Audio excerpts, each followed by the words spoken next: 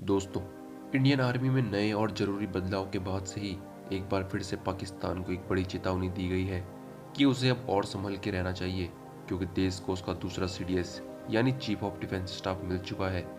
जिसके बाद से ही नए सीडीएस की कहानी हर तरफ ढूंढी जाने लगी है कि आखिर देश की तीन सेनाओं को लीड करने वाला ये शख्स आखिर कौन है, जिसे भारत सरकार ने उसके रिटायरमेंट के बाद नया सीडीएस बनाया है। इसलिए आज की इस वीडियो में पहले तो नए सीडीएस के बारे में जानेंगे और फिर उसके बाद ये भी जानेंगे कि आखिर देश में इस पोस्ट की जरूरत क्यों पड़ती है। तो दोस्तों, स्वागत है आपका मिस्ट्री फैक्ट की नई वीडियो में। 15 अगस्त 2019 को प्रधानमंत्री नरेंद्र मोदी ने लाल किले से सीडीएस के पद की घोषणा की थी, जिसके बाद जनवरी 2020 में जनरल विपिन रावत ने सीडीएस के पद को संभाला था।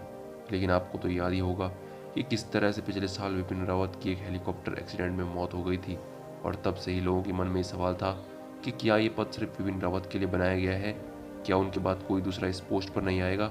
इसके बाद कुछ दिन पहले ही नए सीडीएस का नाम घोषित किया गया, जो हैं अनिल चौहान। फिलहाल अनिल चौहान एनएससीएस के मिलिट्री एडवाइजर के रूप में सेवा दे रहे थे, वो भी तब से जब वो पिछले साल मई में रिटायर हुए थे, यानी एक तरह से देश के लिए फिर से काम पर लग गए थे। बता दें कि अनिल चौहान को देश और सेना में असली पहचान बालाकोट एयर स्ट्राइक से मिली थी, क्योंकि इस पूरे ऑपरेशन में वो इसे लीड करने के रोल में थे। अब उनके बारे में थोड़ा और डिटेल में जाने तो अनिल चौहान का जन्म 18 मई 1961 को हुआ था। उन्होंने 1981 में भारतीय सेना की 11 गोरखा राइफल्स में कमीशन किया गया था, क्योंकि वो नेशनल डिफेंस एकेडमी खड़गवासला और भारतीय सैन्य अकादमी देहरादून के एलएमयू भी रहे थे। मेजर जनरल रहते हुए उन्होंने नॉर्थन कमांड में महत्वपूर्ण बारामूला सेक्टर में इंटेंट्री डिवीजन की कमांड संभाली थी। बाद में लेफ्टिनेंट जनरल के तौर पर उन्होंने पूर्वोत्तर के कोर की कमान संभाली। सितंबर 2019 में वो पूर्वी कमान के general officer commandant and chief बने। मई 2021 में अपने रिटायरमेंट तक उन्होंने इसी पोजीशन को संभाला। इन कमांड अपॉइंटमेंट्स के अलावा चौहान ने director general of military operation की पोजीशन के साथ ही कई जरूरी स्टाफ अपॉइंटमेंट्स को भी अंजाम दिया। इससे पहले चौहान ने अंगोला में संयुक्त राष्ट्र मिशन में भी सेवाएं दी हैं। चौहान 31 मई 2021 को भारतीय सेना से रिटायर हुए थे। सेना से रिटायर होने के बाद उन्होंने राष्ट्रीय सुरक्षा रणनीतिक मामलों में भी सेवाएं देना जारी रखा। सेना में उसकी विशिष्ट और शानदार सेवा के लिए लेफ्टिनेंट जनरल अनिल चौहान को परम विशिष्ट सेना मेडल, उत्तम युद्ध सेना मेडल, अति विशिष्ट सेना मेडल और विशिष्ट सेवा पदक से सम्मानित किया गया है, जो किसी भी डिफेंस ऑफिसर के लिए बहुत बड़ी बात होती है। इसके अलावा पुलवामा हमले के जवाब में फरवरी 2019 में बालाकोट में एयर स्ट्राइक हुई थी। तब वो director general of military operation के रोल में थे और पाकिस्तान को जवाबी कार्रवाई में बदला लेने के लिए पूरा ऑपरेशन उन्हीं की जिम्मेदारी पर था।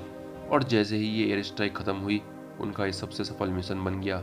लेकिन इससे पहले भी ऑपरेशन सनराइज की रणनीति चौहान ने बनाई थी। इसी दौरान भारतीय सेना और म्यांमार सेना ने मिलकर दोनों देशों के साथ सीमा के पास उग्रवादियों के खिलाफ कैंपेन भी चलाया था। पूर्वी कमांड से रिटायर होने के बाद lieutenant general Chauhan national security counselling में मिलिट्री एडवाइजर के तौर पर काम कर रहे थे। अब आप गैस कीजिए कि काउंसलिंग को कौन लीड कर रहा होगा। अगर नहीं गैस कर पा रहे हैं तो हम आपको बता दें कि इसको लीड कर रहे थे भारत के एनएसए अजीत डोभाल। इस तरह से अनिल चौहान के कामों को अजीत डोभाल ने बड़े करीब से देखा और कहीं ना कहीं सरकार तक ये बात पहुंची कि अगले चीफ ऑफ डिफेंस स्टाफ के लिए जनरल चौहान इस रोल पर फिट हो सकते हैं। अब समझने की बात यह है कि कुछ सालों पहले तक भारत में ऐसे किसी पोस्ट की जरूरत नहीं थी, तो आखिर इस पद की क्यों जरूरत पड़ी। तो दोस्तों, इसे आप ऐसे समझिए कि 1999 में भारत ने पाकिस्तान के साथ कारगिल में जंग लड़ी थी। इस जंग में भारत की जीत हुई। इस जंग के बाद के सुब्रमण्यम की अध्यक्षता में एक कमेटी बनी। इस कमेटी ने सुझाव दिया कि एक ऐसा मैकेनिज्म होना चाहिए जो तीनों सेनाओं को साथ में लेकर काम कर सके।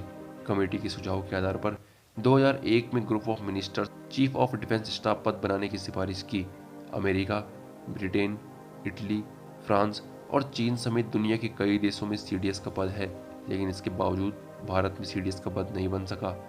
15 अगस्त 2019 को जब प्रधानमंत्री मोदी ने इस पद की घोषणा की, तब उन्होंने कहा, तीनों सेनाओं में हमनी तो है और वो अपने अपने तरीकों से मॉडर्नाइजेशन के लिए प्रयास भी करती है, लेकिन जिस तरह से युद्ध के दायरे और रंग रूप बदल रहे हैं, उसके कारण भारत को भी टुकड़ों में सोचने से काम नहीं बनेगा। देश की पूरी मिलिट्री पावर को एकजुट होकर और एक साथ आगे बढ़ना होगा।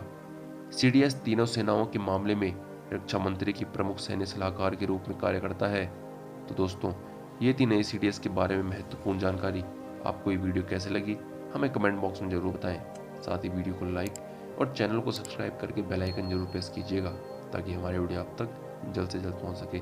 फिलहाल के लिए हमें दीजिए इजाज़त। आपसे मुलाकात होगी अगली किसी वीडियो में। तब तक के लिए जय हिंद।